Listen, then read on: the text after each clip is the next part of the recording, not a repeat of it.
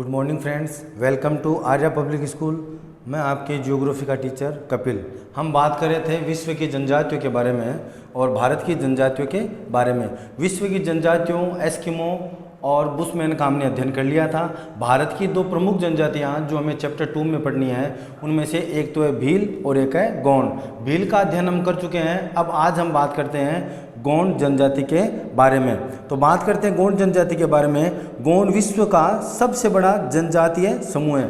मतलब दुनिया में जितनी भी जनजातियां हैं उन सभी जनजातियों में सबसे ज़्यादा जनसंख्या वाली जो जनजाति है वो जनजाति है गोंड। यानी कि विश्व का सबसे बड़ा जनजातियों का जो समूह है वो गोंड जनजाति का है। गोंडवाना यानी कि भारतीय प्रायद्वीप भूमि पर निवास करने के कारण इन्हें गोंड कहा जाता है। ये आपके सामने इंडिया का मैप है ना।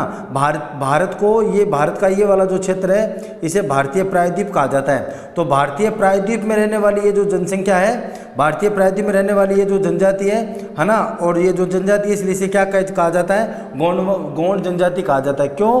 क्योंकि भारत की जो भूमि है वो गोंडवाना लैंड का भाग है ना। भारत की भूमि कौन सी भूमि का भाग है? गोंडवाना लैंड का भाग है। और गोंडवाना लैंड में रहने के कारण इस जनजाति का नाम गोंड पड़ा। ठीक है, आगे बात करते हैं। गोंड विश्व का सबसे बड़ा जनजातीय समूह है। गोंडवाना भारतीय प्रायद्वीप भूमि पर निवास करने के कारण इन्हें गोंड कहा जाता है। गोंड शब्द की उत्पत्ति खोंडा से हुई है। गोंड जो शब्द है इस शब्द की उत्पत्ति कहाँ से हुई है? खोंडा से हुई है, जिसका अर्थ है पहाड़ी। खोंडा का अर्थ क्या होता है? पहाड़ी। गोंड जो शब्द है उस शब्द की उत्पत्ति कहाँ से हुई है? खोंडा। शब्द की उत्पत्ति कहाँ से हुई दोस्तों? खोंडा शब्द से हुई है, जिसका अर्थ होता है पहाड़ी। खोंडा का अर्थ क्या होता है? पहाड़ी। यानी कि दूसरे शब्दों में पहाड़ी क्षेत्रों में जो जनजाति निवास करती है उसे क्या कहा जाता है? गोंड कहा जाता है। पहाड़ी क्षेत्रों में जो निवास करने वाली जनजाति उसे क्या कहा जाता है? गोंड कहा जाता है। और गोंड शब्द की उत्पत्ति किस शब्द से हुई है दोस्तों? खोंड शब्द से, खोंडा शब्द से हुई है। गोंड अपने आप को कोल भी कहते हैं, है ना। गोंड अपने आप को क्या मानते हैं? कोल भी मानते हैं। गोंड अपने आप को कोल जनजाति का भी मानते हैं। गोंड अपने आप को कोल भी कहते हैं। वर्तमान में इनका निवास स्थान पहाड़ी क्षेत्रों तक ही सीमित रह गया है। वर्तमान में भी और पहले भी गोंड जनजाति पहाड़ी क्षेत्रों में ही निवास करती थी। भारत के मध्य भूभाग में जहाँ जहाँ पहाड़ी क्षेत्र है उन सभी पहाड़ी क्षेत्रों में गोंड जनजाति का निवास स्थान था। तो ठीक है, पहले पैराग्राफ में हमें क्या याद रखना है? दुनिया का सबसे बड़ा जनजातीय समूह कौन सा है? गोंड है। और गोंड शब्द की उत्पत्ति किस शब्द से हुई है? खोंडा शब्द से हुई है। और खोंडा का अर्थ क्या होता है? पहाड़ी। दूसरे शब्दों में पहाड़ी क्षेत्रों में निवास करने वाली जनजाति को क्या कहा जाता है? खोंडा जनजाति कहा जाता है। अब बात करते हैं गोंडा जनजाति के निवास क्षेत्रों के बारे में। यह भारत के मध्य प्रदेश, छत्तीसगढ़, झारखंड, तेलंगाना, महाराष्ट्र, उड़ीसा, असम राज्यों में निवास करती है। ये जनजाति भारत के कौन कौन से राज्यों में निवास करती है दोस्तों? ये जनजाति भारत के मध्य प्रदेश ये रहा भारत के ठीक बीचों बीच है। मध्य प्रदेश के बाद में है अगला राज्य छत्तीसगढ़ के बाद में अगला राज्य कौन सा? झारखंड के आगे कौन सा है? ये रहा तेलंगाना के आगे कौन सा है? महाराष्ट्र। ठीक है, और महाराष्ट्र के आगे कौन सा है? ये रहा उड़ीसा। और ये उड़ीसा के आगे कौन सा है? असम। तो ये जो भारत के मध्य भारत के जितने भी राज्य हैं उन सभी राज्यों में ये जनजाति क्या करती है? निवास करती है। इसके अलावा पहाड़ी क्षेत्रों की अगर हम बात करें तो ये सतपुड़ा, मैकाल पहाड़ियों, बस्तर के पठार, गढ़जत पहाड़ियों में निवास करती है। यह क्षेत्र नर्मदा, सोन, ताप्ती, महानदी और गोदावरी का उद्गम स्थल है। तो देखिए, गोंड जनजाति के निवास स्थान की हम अगर बात करें तो जो गोंड जनजाति है वो जनजाति कहाँ निवास करती है? पहला भारत का राज्य मध्य प्रदेश के पास में आपको पता है कौन सा? छत्तीसगढ़ के पास में कौन सा है? ये रहा झारखंड के नीचे उड़ीसा, महाराष्ट्र और असम। ये जो राज्य है इन राज्यों में निवास करती है गोंड जनजाति। इसके अलावा गोंड जनजाति पहाड़ों की बात करें तो आपको पता है भारत में यहाँ पे मध्य प्रदेश में सतपुड़ा पहाड़ है। सतपुड़ा के पास में यहाँ पे मैकाल पर्वत आता है। तो सतपुड़ा और मैकाल पर्वत ये जो बस्तर का पठार है मध्य भारत में, तेलंगाना और उड़ीसा के अंदर जो बस्तर का पठार है उन बस्तर के पठारों में ये जनजाति निवास करती है। मोटे तौर पर आपको इतना ही समझना है, हमारे भारत का ये जो बीच वाला जो क्षेत्र है इस क्षेत्र में इस क्षेत्र के पहाड़ी प्रदेशों में जो जनजाति निवास करती है उस जनजाति का नाम क्या है? गोंड जनजाति। गोंड जनजाति भारत के ठीक मध्य में निवास करने वाली जनजाति है। ये जो मैं आपके सामने जो मतलब जो मैंने राउंड बनाया, गोला बनाया है, इस गोले के अंदर रहने वाली जो जनजाति कौन सी है? गोंड जनजाति। गोंड जनजाति जो है मैंने आपको पहले बताया मध्य प्रदेश, छत्तीसगढ़, झारखंड, उड़ीसा, महाराष्ट्र और असम राज्यों में निवास करने वाली क्या है? ये जनजाति है। तो आई बात समझ में आपके?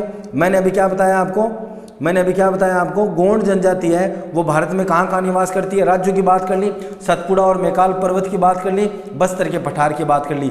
जहाँ जहाँ गोंड जनजाति निवास करती है वहाँ से मध्य भारत की महत्वपूर्ण नदियाँ निकलती है। मध्य भारत और दक्षिण भारत की महत्वपूर्ण नदियाँ निकलती है। वो नदियाँ कौन सी है? नर्मदा, सोन, ताप्ती, महानदी, गोदावरी। तो महानदी, गोदावरी, ताप्ती, सोन नदियों का जहाँ पर उद्गम है, जिन पहाड़ों से उद्गम है, उन उद्गम स्थलों पर निवास करने वाली जनजाति कौन सी दोस्तों? गोंडा जनजाति है। ठीक है, आगे बात करते हैं गोंड जनजाति के बारे में हम, आर्थिक क्रियाकलापों की। ये लोग आत्मनिर्भर होते हैं। आत्मनिर्भर होने का मतलब है कि ये अपना काम स्वयं करते हैं। इनका मुख्य व्यवसाय झूमिंग कृषि है। इनका मुख्य व्यवसाय कौन सा है दोस्तों? झूमिंग कृषि व आखेट है। ये गोंड जनजाति का मुख्य व्यवसाय है, एक तो कृषि करना और कृषि के साथ क्या करना? शिकार करना। ये वनों से तथा पशुपालन के द्वारा भी अपना जीवन यापन करते हैं। वनों से प्राप्त होने वाली चीजों से और उसके अलावा खेती के साथ ये क्या करते हैं? पशुपालन करते हैं। इस प्रकार ये अपना जीवन यापन करते हैं। जैसा आप फोटो में देख सकते हैं, गोंड जनजाति के लोग पशुपालन भी कर रहे हैं, खेत में भी काम कर रहे हैं, शिकार भी कर रहे हैं। ठीक है, तो गोंड जनजाति के लोग आत्मनिर्भर होते हैं। इनका मुख्य कार्य है झूमिंग कृषि, आखेट, पशुपालन इनके जीवन यापन का मुख्य साधन है। इसके बाद हम बात करते हैं गोंड जनजाति में कि झूमिंग कृषि क्या होता है। अभी हम पढ़ते आ रहे हैं सभी चैप्टर में, आपको झूमिंग कृषि के बारे में मैं पहले भी बता चुका हूँ, दोबारा यहाँ पे बात करते हैं। और ये वेरी वेरी इंपॉर्टेंट क्वेश्चन आपको एग्जाम में जरूर पूछा जाएगा कि झूमिंग कृषि किसे कहा जाता है। तो देखिए झूमिंग कृषि किसे कहा जाता है। झूमिंग कृषि, इसका दूसरा नाम दीपा कृषि भी है। झूमिंग कृषि का दूसरा नाम क्या है? दीपा कृषि भी है ना। इसमें पेड़ व झाड़ियों को जलाकर भूमि को साफ कर खेती की जाती है। मतलब आप जब जंगल में जाते हो तो जंगल में क्या खूब सारे पेड़ होते हैं, उन पेड़ों को काटकर, उन पेड़ और झाड़ियों को काटकर उन्हें जला दिया जाता है और जला करके भूमि साफ कर ली जाती है। साफ करके वहाँ पे क्या की जाती है? कृषि की जाती है। तो झूमिंग कृषि, इसका दूसरा नाम दीपा कृषि भी है। दीपा कृषि किस कृषि का दूसरा नाम है? झूमिंग कृषि का।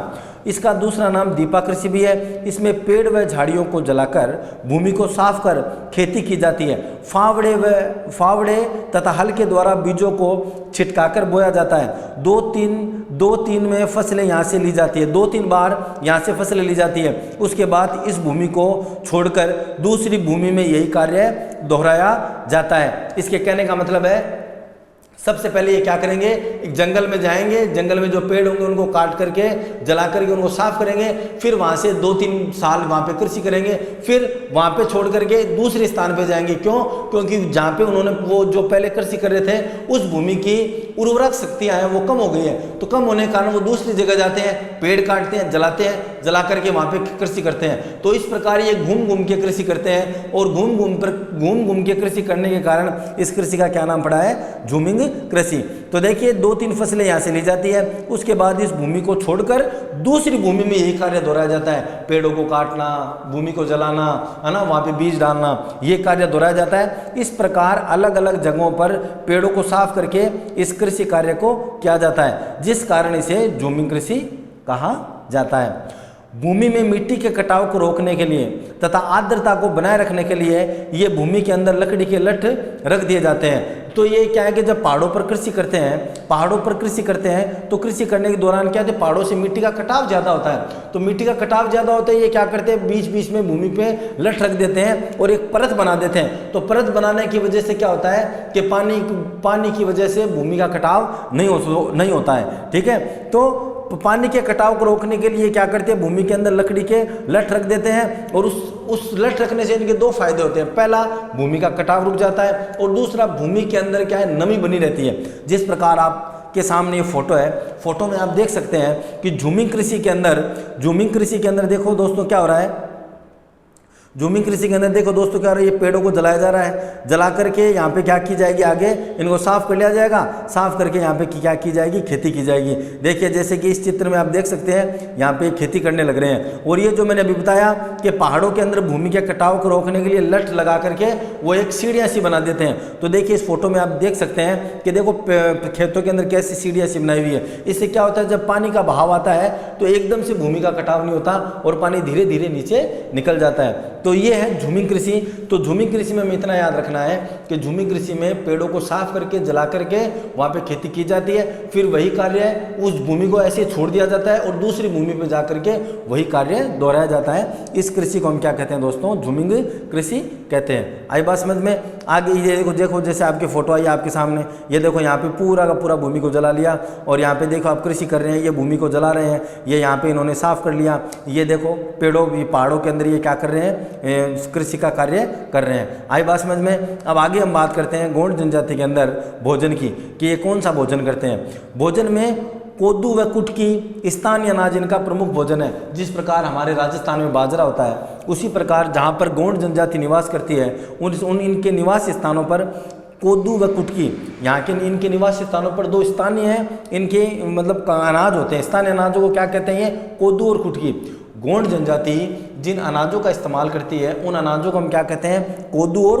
कुटकी कहते हैं। तो कोदू व कुटकी स्थानीय अनाज इनका ये भोजन में प्रमुख स्थान है। मतलब भोजन जब ये करते हैं तो इनका प्रमुख रूप से काम में लेते हैं। ये धूम्रपान करते हैं तथा महुआ से बनी शराब का सेवन करते हैं। ये धूम्रपान करते हैं और धूम्रपान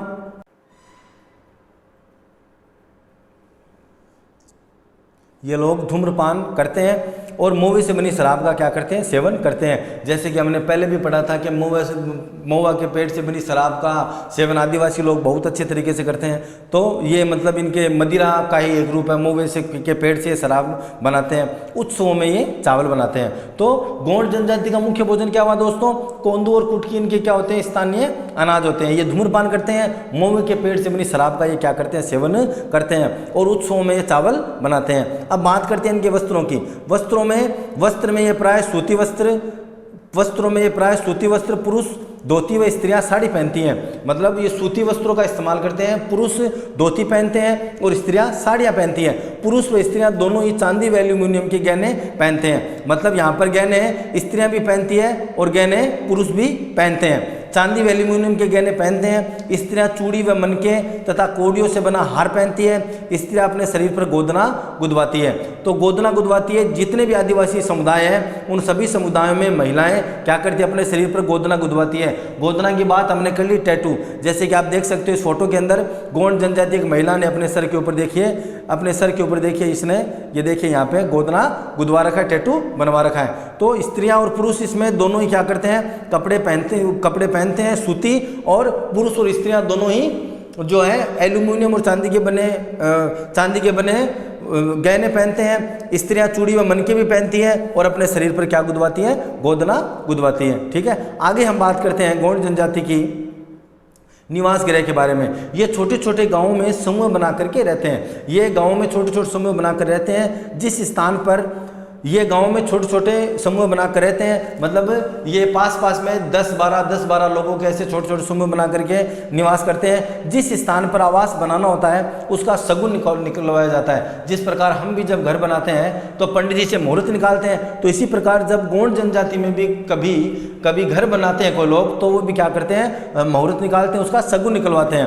है ना, और उत्सव मनाते हैं। और उस स्थान पर मुर्गे या बतख की बलि दी जाती है। जिस स्थान पर गोंड जनजाति में व्यक्ति घर बना रहा है उस स्थान पर वो या तो मुर्गे की बलि देते हैं या फिर बतख की बलि देते हैं। इनके मकान घास फूस के बने होते हैं। घर में पूजा का अवश्य होता है। मतलब गोंड जनजाति के जो लोग हैं, गोंड जनजाति के लोग जब घर बनाते हैं तो उसका मुहूर्त निकालते हैं और जहाँ पे घर बनाते हैं वहाँ पे मुर्गे की और बतख की बलि दी जाती है। इसके अलावा ये अपने घरों में पूजा स्थल जरूर बनाते हैं। इससे यह सिद्ध होता है कि गोंड जनजाति के जो लोग हैं वो धार्मिक प्रवृत्ति के हैं और हिंदू धर्म को मानने वाले हैं। जिस प्रकार के आप फोटो में देख सकते हो गोंड जनजाति के घर आपको दिखाई दे रहे हैं। देख लीजिए, इनके घर घास फूस के बने हुए हैं। ठीक है, आगे बात करते हैं निवास गृह के बाद में गोंड जनजाति में औजार और बर्तनों की। इनके औजार बहुत ही साधारण होते हैं, जैसे कि खुरपी, फावड़ा, कुल्हाड़ी, दराती। जैसे कि फोटो में आप देख सकते हो, आप जानते भी होंगे कुल्हाड़ी, ये देखिए आपके सामने कुल्हाड़ी है, ठीक है, ये रही आपके सामने कुल्हाड़ी, ये रही आपके सामने खुरपी, ठीक है, इसके बाद में ये फावड़ा, ये रहा आपके सामने फावड़ा, और दराती, ये रही आपके सामने दराती। इस प्रकार ये लोग बहुत ही सामान्य प्रकार के जो औजार है उनका इस्तेमाल करते हैं। इनके औजार बहुत ही साधारण होते हैं, जैसे खुरपी, फावड़ा, कुल्हाड़ी, दराती। लकड़ी का सामान ये लोग स्वयं ही बना लेते हैं और दरिया बैठने व सोने के काम में ली जाती है। जिस प्रकार की आप फोटो में देख सकते हो, गोंड जनजाति की महिलाएं दरी पर बैठी हैं, तो दरिया बैठने और सोने दोनों के काम में ली जाती है। और इनके जो औजार होते हैं बहुत ही साधारण होते हैं, कोई ज़्यादा याद रह जाएगा, याद रखने वाली बात नहीं है। अब बात करते हैं गोंड जनजाति की सामाजिक संस्कृति की। गोंड पितृसत्तात्मक समाज की संरचना में रहते हैं। गोंड कौन सी संरचना में रहते हैं? पितृसत्तात्मक समाज की संरचना में रहते हैं। गोंड पितृसत्तात्मक समाज की संरचना में रहते हैं। पिता की मृत्यु के उपरांत संपत्ति पुत्रों में बांट दी जाती है। वर्तमान में हम भी पितृसत्तात्मक समाज में रह रहे हैं, पिता की संपत्ति पर अधिकार पुत्रों का होता है। तो गोंड पितृसत्तात्मक समाज की संरचना में रहते हैं। पिता की मृत्यु के उपरांत संपत्ति पुत्रों में बांट दी जाती है। बुजुर्ग परिवार का मुखिया होता है। इसमें कई प्रकार के विवाह प्रचलित होते हैं। गोंड जनजाति में कई प्रकार के विवाह प्रचलित होते हैं, जैसे सेवा विवाह, विनिमय विवाह, हरण विवाह, विधवा विवाह। सेवा विवाह का मतलब जो साधारण विवाह होता है उसे ये क्या कहते हैं? सेवा विवाह होता है। जैसे कि आप फोटो में देख सकते हैं, ये जो शादी हो रही है, ये कौन सी हो रही है? सेवा विवाह के अंतर्गत हो रही है। आई बात समझ में? तो इनमें कई प्रकार के विवाह होते हैं, जैसे सेवा विवाह, विनिमय विवाह। विनिमय विवाह के अंदर क्या होता है दोस्तों? वधु पक्ष को मूल्य चुकाना होता है, वधु का मूल्य चुकाना होता है, जिसे दापा प्रथा भी कहते हैं। हम पीछे पढ़ के आ चुके हैं। तो इनके विवाह सेवा विवाह, विनिमय विवाह, हरण विवाह, हर के लिए आते हैं ये, ठीक है। और नंबर 4 विधवा विवाह। इनके समाज में विधवा विवाह भी प्रचलित है। इस प्रकार गोंड जनजाति में 4 विवाह संपन्न होते हैं: सेवा, विनिमय, हरण और विधवा। लेकिन सभी विवाह जल स्रोत या आम के पेड़ के नीचे होते हैं। जितनी भी जनजाति हैं वो सब प्रकृति पूजक है और वो प्रकृति को अपनी माँ मानती है। इसलिए जितने भी इनके घरों में शुभ कार्य होते हैं वो सभी के सभी शुभ कार्य प्राकृतिक स्थानों पे किया जाते हैं, जैसे कि आम के पेड़ के नीचे। और जल स्रोत जो होते हैं, जैसे तालाब है, नदी है, इन नदियों के किनारे क्या करते हैं? अपने विवाह को संपन्न करते हैं। गांव के मुखिया को पटेल व चौकीदार को कोतवार के नाम से जाना जाता है। जो गोंड जनजाति के जो लोग हैं उनके गांव में जो मुखिया होते हैं, तो मुखिया को क्या कहते हैं दोस्तों? पटेल कहते हैं। गांव के मुखिया को पटेल कहते हैं और चौकीदार को क्या कहते हैं? कोतवार कहते हैं। आपसी विवादों का निपटारा गांव की पंचायत करती है। और इनके आपस के जो विवाद होते हैं उनका विवाद का निपटारा कौन करती है? पंचायत करती है। गांव के पुजारी को ये क्या कहते हैं? देबारी कहते हैं। और गांव के पुजारी को दोस्तों क्या कहते हैं? देबारी। तो याद रखें, गोंड जनजाति में पुजारी को क्या कहा जाता है? देबारी कहा जाता है। मुखिया को पटेल, चौकीदार को कोतवार। तो अभी तक हमने पढ़ा गोंड जनजाति के बारे में। इनका समाज पितृसत्तात्मक होता है। 4 प्रकार के विवाह होते हैं। इनके जितने भी विवाह और शुभ और मांगलिक कार्य जो होते हैं वो हमेशा नदियों के किनारे या आम के पेड़ के वृक्ष के नीचे होते हैं। इनके मुखिया को पटेल कहा जाता है ना, और चौकीदार को कोतवार कहा जाता है, और गाँव के पुजारी को क्या कहा जाता है? देबारी कहा जाता है। आगे बात करते हैं हम गोंड जनजाति में। इनकी बोली द्रविड़ियन है ना, द्रविड़ भाषा ये बोलते हैं, जिसका संबंध तमिल व कन्नड़ से है। मतलब आपको पता है ये भारत के दक्षिण भागों में निवास करते हैं। तो भारत के दक्षिण भागों में आपको पता है तमिलनाडु में जो बोली जाती है तमिल, और कन्नड़ जो कर्नाटका में जो बोली जाती है वो हो गई कन्नड़। तो इनकी जो भाषा है वो उसमें तमिल और कन्नड़ का प्रभाव खास तौर पर देखा जाता है। मतलब इनकी भाषा में कन्नड़ और तमिल शब्दों का इस्तेमाल बहुतायत में होता है। कई गोंड हिंदी व मराठी भी बोलते हैं।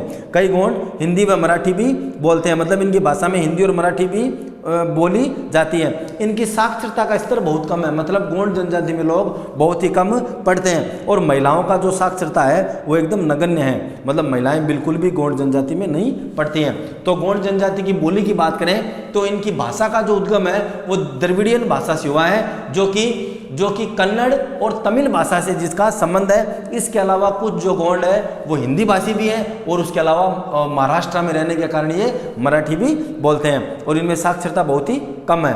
आइए आगे बात करते हैं गोंड जनजाति में। गोंड जनजाति नृत्य व गीतों के साथ उत्सव मनाते हैं। जब भी गोंड जनजाति कोई भी उत्सव मनाती है तो उसके साथ वो क्या करते हैं? नृत्य करते हैं। पूर्णिमा को चांदनी रात में स्त्री पुरुष दोनों साथ नाचते हैं। जब कभी भी पूर्णिमा आती है तो पूर्णिमा की रात्रि को स्त्री और पुरुष साथ नृत्य करते हैं। धुलिया इनकी प्रमुख गायक जाति होती है। गोंड जनजाति में एक जनजाति होती है जिसका नाम है धुलिया। तो धुलिया इनकी प्रमुख गायक जाति है जो कि गाना गाती है। तो धुलिया इनकी प्रमुख गायक जाति है। वे अपनी जाति के इतिहास को गाकर लोगों को सुनाते हैं। तो ये धुलिया लोग होते हैं वो गोंड जनजाति को जो इतिहास रहा है उस इतिहास को गा करके सुनाते हैं। इनकी कथा के अनुसार गोंडों के भगवान ने जब जन्म लिया था तो उनकी माँ ने उन्हें बेसहारा छोड़ दिया था। तो गोंड जनजाति के जो भगवान थे उनके भगवान को जब उनकी माता ने जन्म दिया तो उनकी माता ने उन्हें छोड़ दिया था। ठीक है, देवी पार्वती ने उनको सहारा दिया लेकिन शंभु महादेव ने उन्हें गुफा में कैद कर दिया। जब गोंड जनजाति के देवताओं को उनकी माता ने छोड़ दिया तब माँ पार्वती ने उनको आश्रय दिया, उनको अपने घर पे रखा। लेकिन भगवान शंकर ने, भगवान महादेव ने गोंड जनजाति के जो भगवान थे उनको एक गुफा में क्या कर दिया, बंद कर दिया। तो गुफा में कैद कर दिया, बंद कर दिया। गोंड के नायक पानहेड़ी कपार लिंगम ने, गोंडों में एक व्यक्ति हुआ था जिसका नाम था पानहेड़ी कपार लिंगम। नाम ये याद रखना, ये थोड़ा सा टिपिकल नेम है, 2-3 बार बोल लेना। पानहेड़ी कपार लिंगम, गोंडों में व्यक्ति का नाम क्या है, पाहेड़ी कपार लिंगम। तो कपार लिंगम ने देवी जंगूबाई की मदद से उनको गुफा से आज़ाद करवाया। तो जब भगवान शंकर ने गोंड जनजाति के भगवानों को कैद कर लिया था तो कैद करने के बाद में कपार लिंगम ने देवी जंगूबाई की मदद से गोंड जनजाति के भगवान को गुफा से आज़ाद करवाया। और जब इनको आज़ाद करवाया तो ये 4 समूह में गुफा से बाहर आए। तो ये 4 समूह बना करके गुफा से बाहर आए थे। तब से गोंड 4 मुख्य वर्गों में बंट गए हैं। ठीक है, तो गोंड मुख्य रूप से 4 वर्गों में बंट गए। जब भगवान शंकर ने उनको गुफा में कैद कर लिया, कपार लिंगम और जंगूबाई ने उनके देवताओं को बाहर निकाला। जब ये बाहर आए तो बाहर आने के क्रम में ये 4 समूह में बाहर आए थे। तब से गोंड जनजाति के 4 वर्ग बन चुके हैं। तो गोंड जनजाति में कुल कितने समुदाय हैं, 4 समुदाय हैं। ये 4 समूह में गुफा से बाहर आए तभी गोंड 4 मुख्य वर्गों में बंट गए, जिसे इनकी भाषा में सगा कहा जाता है। जब गोंड जनजाति के देवता आज़ाद हुए, आज़ाद होने का जो क्रम था उस क्रम को गोंड जनजाति किस नाम से जानती है, सगा के नाम से जानती है। इनके मुख्य देवता शंभु महादेव है। मतलब जो भगवान शंकर है, भगवान शंकर को अभी भी अपना क्या मानते हैं, देवता मानते हैं। गोंड जनजाति के मुख्य देवता शंभु महादेव है और बड़ा देव परसा पेन, और दूसरा इनके जो भगवान है उन्हें क्या कहा जाता है, परसा पेन कहा जाता है। ठीक है, जैसे कि आप फोटो में देख सकते हो गोंड जनजाति के लोग जो है उत्सव मना रहे हैं। तो अभी तक हमने क्या पढ़ा, अभी तक हमने गोंड जनजाति के नृत्यों के बारे में पढ़ा। नृत्यों में क्या पढ़ा, पूर्णिमा की रात को स्त्री पुरुष साथ नृत्य करते हैं। दुलिया इनकी प्रमुख जाति होती है जो कि गाना गाती है और गाना गाने के क्रम में वह गोंड जनजाति के इतिहास का वर्णन करती है। गोंड जनजाति के देवताओं के बारे में बताया गया है। जब गोंड जनजाति के देवताओं उनकी माँ ने जन्म दिया था तब माँ पार्वती उनको अपने पास ले गई थी और भगवान शंकर ने उन्हें कैद कर दिया था। कपार लिंगम और जंगूबाई ने उन्हें आज़ाद करवाया। इसको क्या कहा जाता है, इसको कहा जाता है सगा। ठीक है, और उनके मुख्य देवता कौन है, शंभु महादेव और परसा पेन। आइए आगे बात करते हैं गोंड जनजाति के बारे में। हम शीतला माता व छोटी माता की भी ये पूजा करते हैं। जैसे शीतला माता की पूजा हम भी करते हैं, है ना। चेचक की देवी, चेचक निवारक देवी भी कहा जाता है शीतला माता को। ठीक है, हमारे मुख्य मंदिर कहाँ पे है राजस्थान में, राजस्थान में शीतला माता मुख्य मंदिर कहाँ पे है, जयपुर में। ठीक है, तो शीतला माता व छोटी माता की पूजा ये लोग करते हैं जिनको प्रसन्न करने के लिए बलि देते हैं। तो शीतला माता तथा छोटी माता को प्रसन्न करने के लिए गोंड जनजाति के लोग बलि देते हैं। अधिकांश गोंड हिंदू है, गोंड जनजाति के लोग, क्योंकि पहले भी मैंने आपको बताया था जब ये निवास स्थान बनाते हैं तो ये पूजा घर जरूर बनाते हैं। और पूजा घर हिंदू धर्म में मान्यता है। तो अधिकांश गोंड क्या है, हिंदू हैं। इनमें भी अनेक प्रकार के जादू टोनों का प्रचलन है। तो गोंड जनजाति के लोग हैं वो भी जादू टोनों में विश्वास करते हैं। अभी तक जितनी भी जनजातियां हमने पढ़ी है वो सभी जनजातियां जादू टोनों में और ईश्वर में विश्वास रखने वाली जनजातियां हैं। ठीक है, आगे बात करते हैं। ये लोग काली, दंतेश्वरी वह बड़ा देव को प्रसन्न करने के लिए नर बलि भी देते थे, जिसे अंग्रेजों ने बंद करवा दिया कुछ समय पहले, है ना। 19वीं सदी में जब अंग्रेज हमारे देश में आए थे, जब हमारे देश में थे उस समय ये लोग माँ काली को प्रसन्न करने के लिए नर बलि मतलब आदमियों की बलि देते थे, जिसे अंग्रेजों ने क्या करवा दिया, बंद करवा दिया। तो वर्तमान में ये नर बलि नहीं देते हैं। अभी तो नर बलि क्या, पशुओं की बलि भी देने पर भी सरकार ने रोक लगा रखी है। ठीक है, आइए आगे बात करते हैं। आधुनिक संस्कृति के संपर्क में विगत कुछ वर्षों में श्रमिक के रूप में कार्य करने लगे हैं। कुछ सालों में इन लोगों ने आखेट को छोड़ दिया, कृषि कार्य से दूर हो गए और ये क्या बन गए, श्रमिक बन गए। बड़ी बड़ी फैक्ट्रियों में, है ना, बड़े बड़े जगहों पर ये क्या करने लगे हैं दोस्तों, काम करने लगे हैं। ये मुख्य रूप से खदानों व विनिर्माण उद्योगों में काम करते हैं। जो मैन्युफैक्चरिंग के जो उद्योग है उन उद्योगों में क्या करते हैं, काम करते हैं, जो विनिर्माण और खदान। क्योंकि हिंदुस्तान में जिस क्षेत्र में ही रहते हैं वो, जैसे बस्तर का पठार है ना, सतपुड़ा पर्वतमाला, मेकाल पर्वतमाला है, मेकाल, सतपुड़ा और बस्तर का पठार। बस्तर का पठार आपको पता है, वहाँ पर कोयला निकाला जाता है, एल्यूमिनियम निकाला जाता है, तो और अनेक प्रकार के खनिज संपदा से युक्त है बस्तर का पठार। तो वहाँ पे बड़ी बड़ी खदानें हैं। तो खदानों में और विनिर्माण उद्योगों में क्या करते हैं, काम करने लगे हैं। इनकी बस्तियों में अब अस्पताल बनने लगे हैं। तो देखो जैसे जैसे आधुनिक हमारे लोगों के संपर्क में आए, आधुनिक संस्कृति के संपर्क में आए, तो अब इन लोगों की बस्तियों में अस्पताल बनने शुरू हो गए, विद्यालय बनने शुरू हो गए, इनके घरों के पास में बैंक खुल गए हैं, बाजार बन गए हैं, सड़कें बन गई हैं और इनके घरों के पास से अब रेलगाड़ियां जाने लगी हैं, जिससे इनका जीवन स्तर क्या हुआ है, अच्छा हुआ है। तो जहां पर गौड़ जनजाति वर्तमान में निवास करती है, अब पहले जैसी स्थिति इनकी नहीं रही, क्योंकि आधुनिक संस्कृति के संपर्क में आने के बाद में विद्यालय, अस्पताल, शिक्षा, रेल, बस, यातायात, इन सब के साधनों से इनका जीवन स्तर भी क्या हुआ है, अच्छा हुआ है, जिससे इनकी जीवन शैली बदली है। कुछ गोंडों को दास बनाकर रखा जाता था, जिस पर सरकार ने प्रतिबंध लगा दिया है। कुछ समय पहले गोंडों को दास बनाकर रखा जाता था। हमारे संविधान ने दास प्रथा को अवैध घोषित कर रखा है। कोई व्यक्ति किसी भी व्यक्ति को दास नहीं बना सकता है, तो सरकार ने उस पर प्रतिबंध लगा रखा है। शिक्षा का स्तर बढ़ने से तथा सरकारी सुविधाओं का लाभ प्राप्त होने से इनका जीवन सुविधाजनक हो गया है। तो देखिए इन सब चीज़ों से इनके जीवन स्तर में बदलाव आया है और इनका जीवन क्या हो गया, सुविधाजनक हो गया है। तो ये आज हमने पढ़ा था गौड़ जनजाति के बारे में। आप सभी जनजातियों को अच्छे से पढ़ लें अपने घर में, ठीक है। कोई चीज़ समझ में नहीं आप मुझे कॉल कर सकते हैं। आज के लिए इतना ही, थैंक यू।